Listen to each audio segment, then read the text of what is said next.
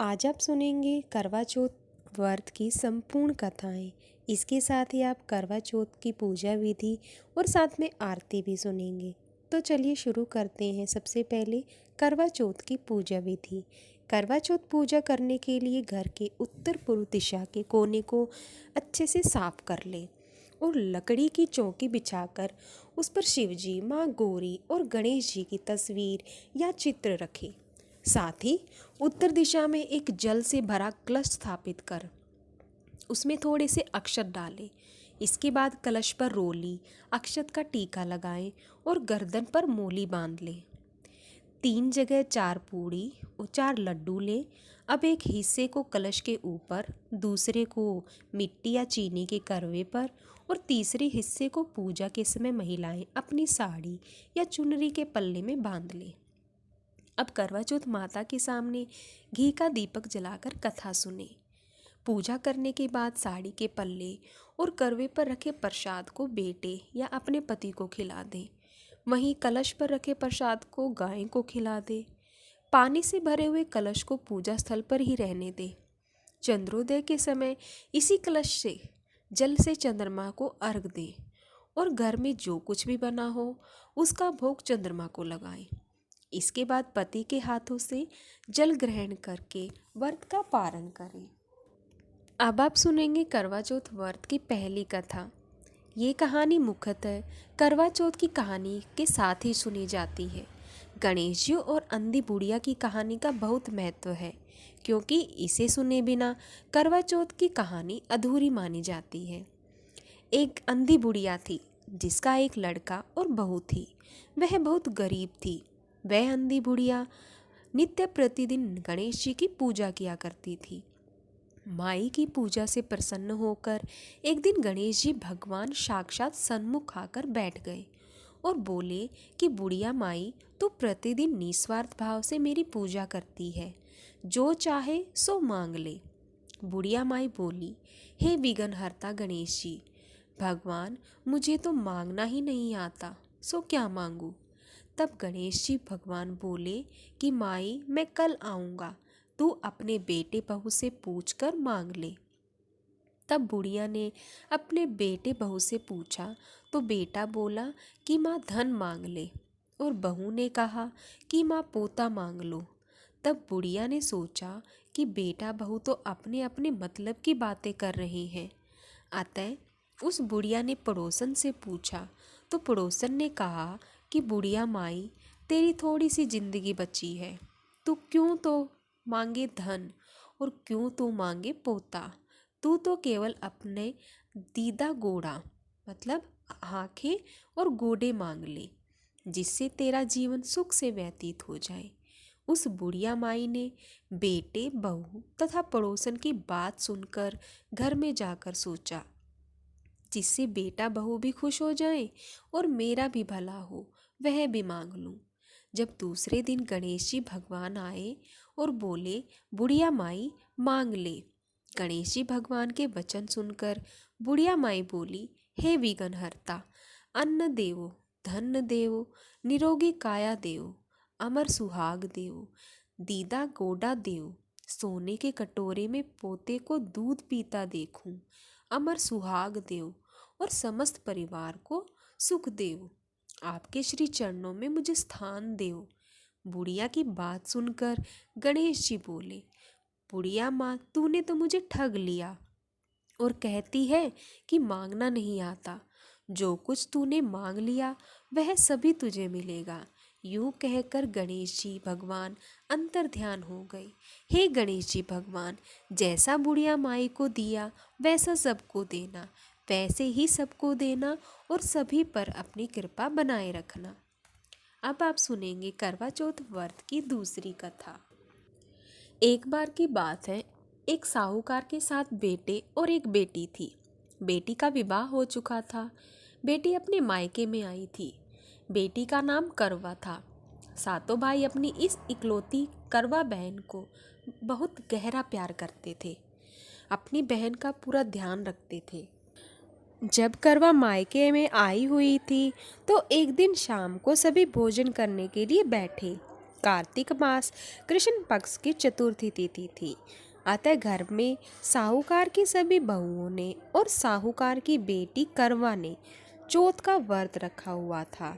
जब साहूकार के सभी बेटे भोजन के लिए बैठे तो उन्होंने अपनी बहन को भोजन करने के लिए कहा। भाइयों का भोजन करने के लिए बुलाने पर बहन ने कहा, भाई अभी चांद नहीं आया है, जब चांद आ जाएगा तब मैं चांद को अर्घ देकर व्रत पूरा करके ही भोजन करूंगी। करवा के ऐसा कहने पर भाइयों को चिंता हुई कि बहन भूखी है और अभी चांद भी नहीं आया है। ऐसे में 7 भाइयों में से सबसे छोटा भाई बाहर किसी दूर के पेड़ पर जाकर उसमें अग्नि जलाकर उसमें एक छलनी लगाकर बहन के पास आया और बहन को कहने लगा, देखो बहन, चांद आ गया है, अब खाना खा लो। बहन ने अपनी भाभीयों को भी कहा, भाभी देखो चांद निकल आया है, अब आप लोग भी अर्घ देकर व्रत पूरा करके भोजन कर लो। भाभीयों ने ननद करवा की बात सुनकर कहा, ननद ये चांद तुम्हारा आया है, हमारा नहीं। ऐसा कहने के बाद यह करवा अकेले ही भोजन करने के लिए बैठ जाती है और जैसे ही भोजन का पहला ग्रास अपने मुंह में लेती है तो उसे छींक आ जाती है। दूसरा ग्रास मुंह में लेती है तो उसमें बाल निकल जाता है। इसके बाद जैसे ही भोजन का तीसरा ग्रास मुंह में लेने को रहती है तो उसी समय उसके ससुराल से न्योता आता है कि उसके पति का स्वास्थ्य बहुत खराब है, वह शीघ्र पति को देखने ससुराल आ जाए। इसके बाद उसकी भाभी उसे सच्चाई बताती है कि उसके साथ ऐसा इसलिए हुआ क्योंकि उसने करवा चौथ का व्रत तोड़ दिया था। उसके भाइयों ने आग जलाकर झूठ कहा कि चांद निकल गया और उसने सच मानकर अपना व्रत तोड़ दिया। इसी कारण उसका पति बीमार हुआ। सच्चाई जानने के बाद जब करवा अपने ससुराल को जाती है और यह प्रतिज्ञा करती है कि मैं अपने पति को कुछ नहीं होने दूंगी, दुर्भाग्यवश जब करवा अपने ससुराल पहुंचती है तो उसका पति प्राण छोड़ चुका होता है। पति के प्राण चले जाने पर करवा अपने दुख को सहन नहीं कर पाती है और सभी से कहती है कि मैं अपने पति का अंतिम संस्कार नहीं होने दूंगी, मैं अपने पति से दूर नहीं रह सकती, मैं एक पतिव्रता और स्त्रीत्व की शक्ति से अपने पति के प्राणों को वापस लाऊंगी। करवा की इन बातों को सुनकर सब उसे पागल पागल कहने लगते हैं और करवा के पति को शमशान में अंतिम संस्कार के लिए ले जाते हैं। करवा भी अपने हठ और पति के वियोग में शमशान में चली जाती है और वहाँ सबको अपने पति की चिता जलाने से इनकार करती है। करवा की बार बार जिद पर सभी पारिवारिक लोग करवा की बात मान लेते हैं और करवा के पति का अंतिम संस्कार नहीं करते हैं। सब घर चले जाते हैं। करवा अपने मृत पति को लेकर दूर कहीं एक झोपड़ी में रहने लगती है और अपने पति को जीवित करने के लिए भगवान की पूजा व्रत आदि करने लगती है। 1 साल बीत जाता है। करवा उसी दिन का इंतजार करती है जब उसने अपने मायके में चतुर्थी का व्रत तोड़ा था। 1 वर्ष बीतने के बाद जब फिर से वही कार्तिक मास की चौथ का दिन आता है तो करवा अपने पति के प्राणों के लिए निर्जला करवा चौथ का व्रत रखती है। करवा अपने पति को पुनर्जीवित करने के लिए माँ जगदम्बा से प्रार्थना करती है कि मेरे पति के प्राणों को वापस लाए, मुझे मेरा सुहाग वापस लौटाए। जब करवा का यह व्रत पूरा होने को रहता है तो उसके व्रत से माँ प्रसन्न हो जाती हैं और कहती हैं कि यदि तुम अपने पति के प्राणों को वापस पाना चाहती हो तो अपनी सबसे छोटी भाभी के पास जाओ, वही तुम्हारे पति के प्राणों को वापस ला सकती है। क्योंकि करवा का व्रत तोड़ने का कारण उसका सबसे छोटा भाई ही था। उसी ने पेड़ पर अग्नि जलाकर बहन को झूठ कहा था कि चांद आ गया है। अतः करवा अपनी सबसे छोटी भाभी के पास जाती है और उनके पाँव को पकड़कर कहने लगती है कि मुझे मेरा सुहाग वापस दिलवा दो।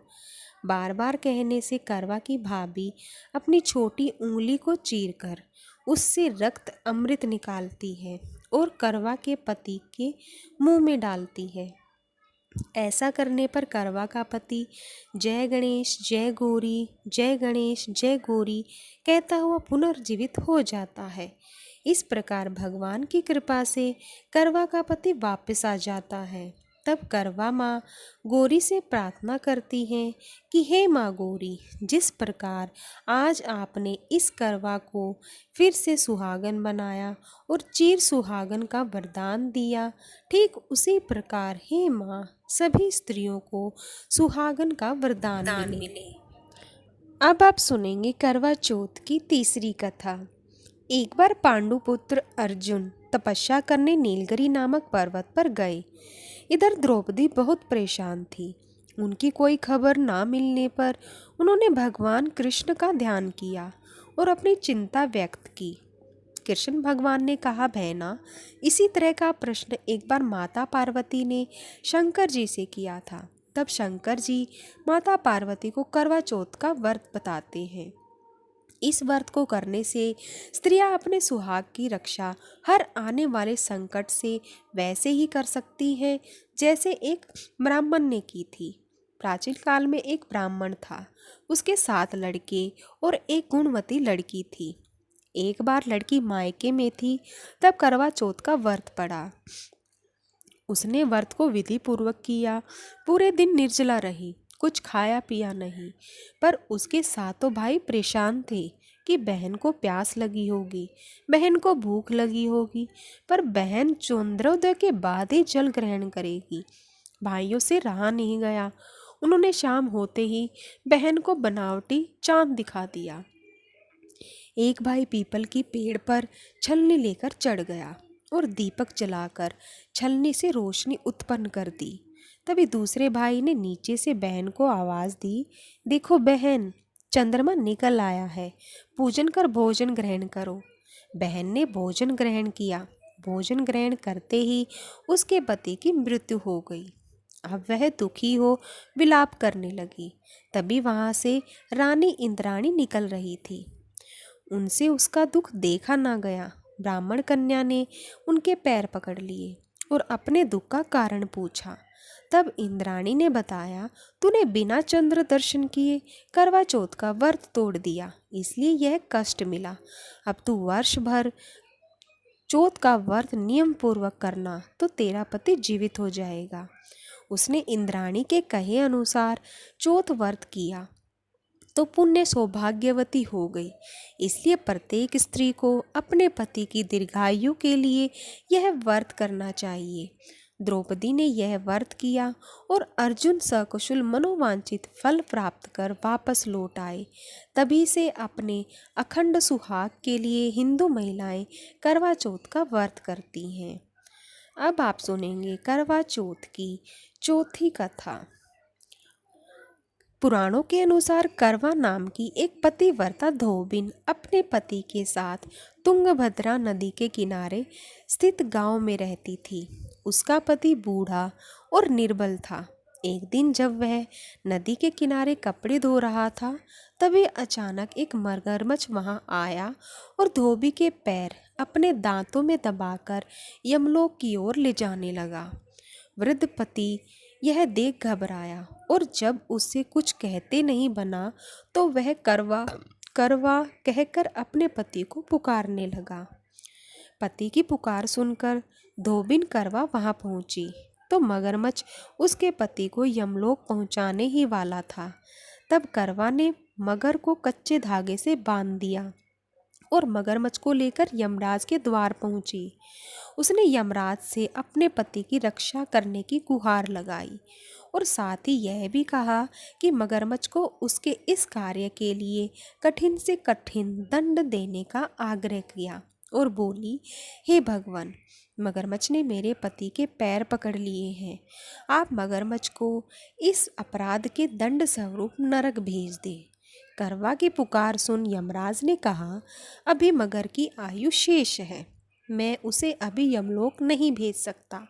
इस पर करवा ने कहा, अगर आप मेरे पति को बचाने में मेरी सहायता नहीं करेंगे तो मैं आपको श्राप दूंगी और नष्ट कर दूंगी। करवा का साहस देख यमराज भी डर गए और मगर को यमपुरी भेज दिया। साथ ही करवा के पति को दीर्घायु होने का वरदान दिया। तब से कार्तिक कृष्ण की चतुर्थी को करवा चौथ व्रत का प्रचलन में आया, जिसे इस आधुनिक युग में भी महिलाएं अपनी पूरी भक्ति भाव के साथ करती हैं और भगवान से अपने पति की लंबी उम्र की कामना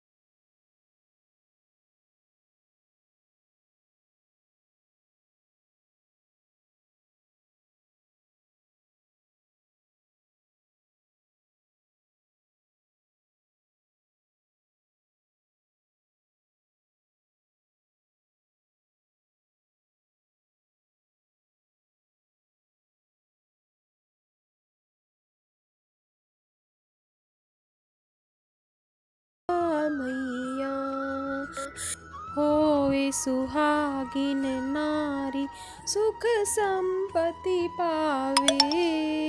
गणपति जी दयालु, गणपति जी दयालु, विघ्न सभी नासे। ओम जय करवा मैया। करवा मैया की आरती व्रत कर जो गावे। व्रत हो जाता पूर्ण, व्रत हो जाता पूर्ण, सब विधि सुख पावे। ओम जय करवा मैया। बोलो करवा मैया की जय।